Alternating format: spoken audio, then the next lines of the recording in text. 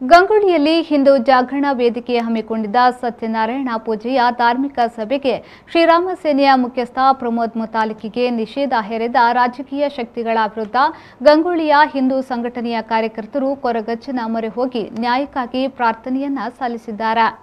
ಗಂಗೊಳ್ಳಿಯ ಹಿಂದೂ ಕಾರ್ಯಕರ್ತರು ಗಂಗೊಳ್ಳಿ ವೀರೇಶ್ವರ ದೇವಸ್ಥಾನದಲ್ಲಿ ಸಾಮೂಹಿಕ ಪ್ರಾರ್ಥನೆಯನ್ನ ಸಲ್ಲಿಸಿ ನಂತರ 7 ಕಿಲೋಮೀಟರ್ ಪಾದಯಾತ್ರೆಯ ಮೂಲಕ ಸಾಗಿ ಮುಳ್ಳಿಕಟ್ಟೆ ಕೊರಗಜ್ಜನ ಸನ್ನಿಧಿಯಲ್ಲಿ ಸಾಮೂಹಿಕ ಪ್ರಾರ್ಥನೆಯನ್ನ ಸಲ್ಲಿಸಿದರು.